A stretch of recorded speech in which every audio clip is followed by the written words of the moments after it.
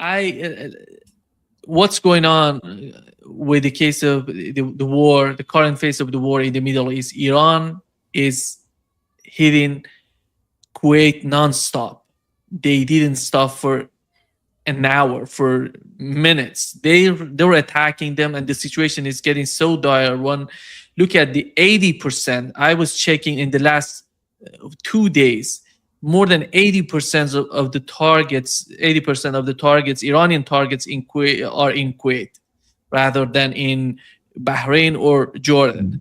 They attack Jordan, as you know. They attack, that American base. We're going to talk about that. But before getting there, the Patriot system was hit in Kuwait, and they're hitting the radars, all these, depots in Kuwait, and the targets that they're considering as a strategic targets for Iranians, as they talk about it. And just moments ago, the government in Kuwait has announced they summoned Iranian ambassador to Kuwait and giving them some sort of warning. And they said, we demand Iran to cease its unprovoked attack. Is unprovoked attacks. It means love that unprovoked. It's so familiar, by the way. We can attack you. Yeah, we can attack you through our surrogates, the United States of America and Israel, anytime we wish to. But dare you attack us back?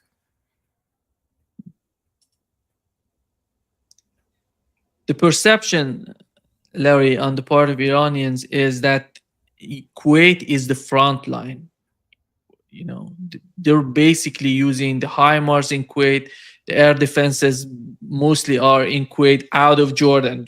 Then after Kuwait, you go to Jordan, and which is untenable now. Also, yeah. This is. I was listening to John Mearsheimer earlier this morning, and while I agreed with he was on Chris Hedges' show, and I listened, and I agreed with most of what he said, except he didn't go far enough or deeply enough into what you and I were talking about some weeks ago, and that is that the Iranians don't just have one set of targets or two set of targets or three set of targets. They have a whole panoply of targets. And those targets are in every category of strategic targeting. And they have the missilery to hit those targets, and they have the Chinese overhead assets, and probably Russian too, necessary to hit those targets. And also, and this is very important because this is the supreme satellite capability at present time, if you will. They have the capability to ascertain changes in those targets. Daily, hourly changes in those targets as to whether or not this has moved there, or this is now protected, this is now vulnerable, whatever. This is real time, almost instantaneous intelligence from Chinese satellites. And I suspect Russian too, but I know about the Chinese. So what I said earlier to you about them having these second and third and even fourth and possibly other tier targets in mind is based on what we do to them. And they have been very circumspect, I think, to this point, and very prudent to not hit things like, for example, Fujairah, or work on Yanbu, or maybe even go after Ras Tanura or someplace like that, internal to Saudi Arabia's oil apparatus. They've not done that, except as we act to do things to them that they feel warrant doing that. So we're not even halfway there yet, I don't think, to that second, third, fourth, whatever tier of targets that the Iranians have in their plans, should we force them to go there. And the ultimate strikes, and this is one of the things I don't think John got to. He didn't have but the usual 50 minutes or so with Chris, but when they go there, it's going to be very unforgiving for the global economy. We're talking about, John was saying, and others have said too, and I agree with them, that we have so far, through workarounds, been able to massage the loss of maybe 7 or 8 million of the 20 million or so that usually flows through the strait, and to work around that, notwithstanding the fact that China could disturb it in a heartbeat if it suddenly decides to do what it could do, refill its strategic petroleum reserve, and then put a huge demand on global oil. Or if something else were to occur that Iran decides to do, like going into more serious targets than even Fujairah or ultimately Yanbu in the Red Sea. If we do that, if we keep on what we're doing right now, escalation, escalation, escalation, in terms of the kinds of targets that Iran has let us know categorically we shouldn't be hitting, indeed the kind of targets that are war crimes to hit, then Iran is going to take that circumspection and put it behind them, and it's going to start hitting these other targets. It knows when it does that, it's going to create some animosity across the globe that it's not creating right now, because it's confining its targets to the ones you just described: Bahrain, Kuwait, Qatar, and Jordan, and never to forget Kurdistan in Iraq. Where the Peshmerga were probably being courted by the United States and Britain and Israel to attack in Iran. I don't think that's going to happen now, even from some really stupid people in northern Iraq. All to say that, and you've probably heard also that the Iranian militias in Iraq are now planning possibly to come south and to do what they can do to help Iran with regard to those countries that are still holding out barely: Bahrain, Qatar, UAE, Kuwait, maybe even Jordan. So I think we're looking at a real crunch point here right now that I don't see anybody other than J.D. Vance understanding on our side of the ocean, if you will. If we go ahead with the kind of things we started doing in the last 48, 96 hours, since we completely negated the MOU, we're going to get paid back in spades. I mean, it's going to, and the globe's going to suffer from it. I mean, we really could go into global recession and then maybe even global depression. So I don't think anyone, this is my dilemma, I don't think anyone other than possibly J.D. Vance understands this in Washington. It's a very careful game the Iranians are playing, a very smart game they're playing, a very strategic game they're playing. And they're doing their best, as Putin, with the special military operation in Ukraine, has done, to try and not do things that lead to escalation, whether in Ukraine it be actual NATO participation, which is really happening right now. If you look at it closely, we really are. NATO really is participating in the Ukraine war. Might not be NATO flags flying over the places we're doing it, but we're doing it. And Putin knows that.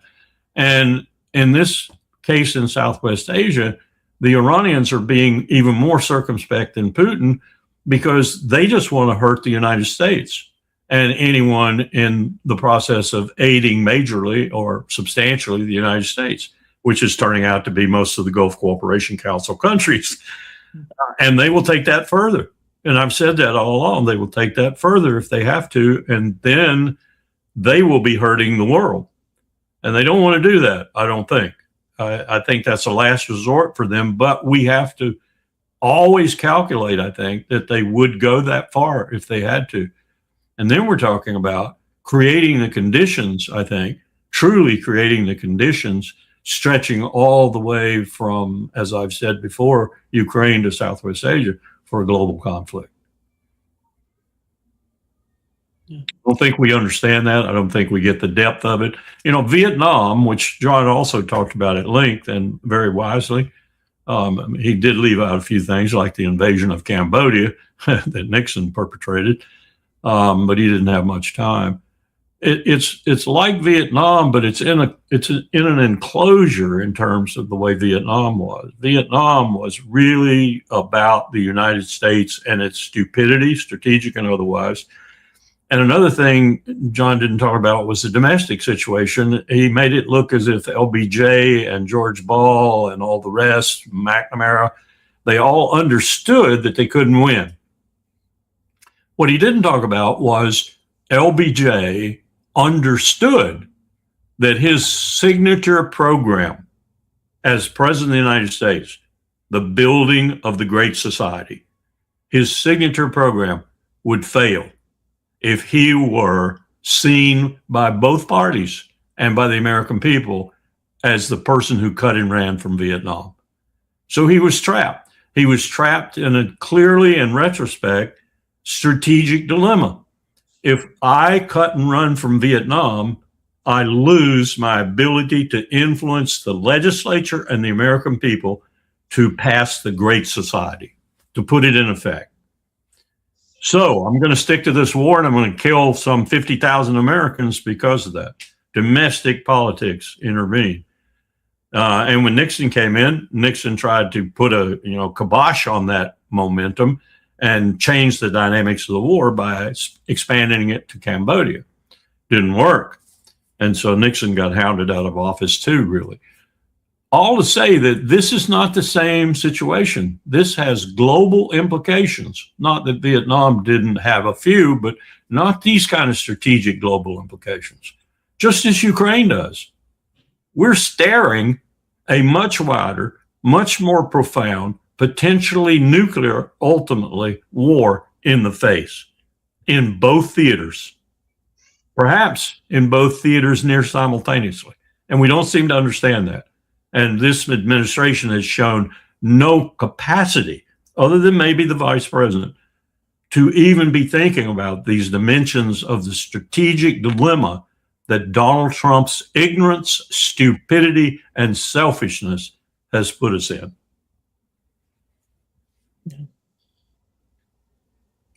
Yeah, you mentioned the pipeline of Saudi Arabia that goes to the Red Sea. We know that yesterday Yemen came out and put a blockade on Saudi Arabia. This is new to the conflict. Right. And there are two ways of dealing with that. One of them is getting back to the fight with Yemen, which finally it's going to get worse for Saudi Arabia and their economy. We know the Aramco, they have the history. They know how to hit Aramco. They did it before. And they can hit the pipeline as well. And the way, if they back down somehow, it's not going to bring out it's not going to be a good picture for Saudi Arabia, because it seems that they're going to be humiliated by that. They don't want to be in that position. Well, how do you see the combination of the Strait of Hormuz and the Red Sea, the blockade on Saudi Arabia, which is part of, it was mentioned yesterday that it's going to influence the global oil market is something like 7%. It's huge, Yes. Because of the supplies. I did a tabletop exercise at what was then called the United States Institute of Peace several years ago, focused on the Red Sea. And the name of the tabletop, I might not remember it exactly right, but close enough to tell you how topical it was. Is the strategic cockpit of competition shifting? In other words, is it shifting from the Strait of Hormuz and the Persian Gulf to the Red Sea and the Bab el-Mandeb? And the conclusion of that table, we had everybody there. We had MARAD, we had Lloyd's of London, we had AIG, we had the European Union, we had Britain and all the European countries individually. We had EUCOM, the United States Command in Europe. We had CENTCOM, the Central Command in the Persian Gulf, of course. And we had what was called PACOM, then Pacific Command, now Indo-PACOM. We had everyone there at this tabletop for 2 days talking about the shift in strategic competition that was headed our way from the Persian Gulf to the Red Sea. Well, some of the facts that flowed out in that tabletop game were stunning to a lot of the people there. For example, and I'm sure it's changed a bit since then, but this was a few years ago, but not that much. 60% of the world's commerce goes through the Bab el-Mandeb, through the Red Sea, through the Suez Canal, a little bit off to the Gulf of Aqaba or whatever that thing is that goes up to Eilat in Israel. But 60%, and it's everything. It's not just oil. It's 60% of the world's commerce. We then did a stubby pencil, and then someone brought out a really well done analytical report on what the cost would be to have to go around the Horn instead of going through the Strait of Hormuz or through the Suez Canal, or instead of going up to the Gulf of Aqaba and out through the port of Haifa or whatever. It was fairly substantial. I remember because I had just done a similar thing on the Strait of Malacca. And what we found with the Strait of Malacca was not so much change. A little bit more costly, a little bit more time to go around, if you will, and up the Chinese coast or into the South China Sea. Red Sea was disastrous. 60% of the world's commerce. And all to get to the point I'm trying to make, this will be worse than the Persian Gulf if it's affected. And what happened the last time we said we were going in with our tremendous naval power and make the Red Sea safe again for commercial traffic? We got kicked out. We got routed. We got sent home. We lost an F-18, I think, into the ocean. We had several hits. What if that happens again? What if we have both the Strait of Hormuz and the Bab el-Mandeb and the Red Sea and the Suez Canal cut off? I guarantee you we're headed for global recession at a minimum and depression at a maximum. And with a lot more damage to a lot wider range of commodity exchanges that normally take place on a relatively inexpensive or less expensive than going around the strait and such, or around the Horn. It'd be a disaster. And I think the Iranians and the Houthis know it would be a disaster, and they are prepared to create that disaster if they have to.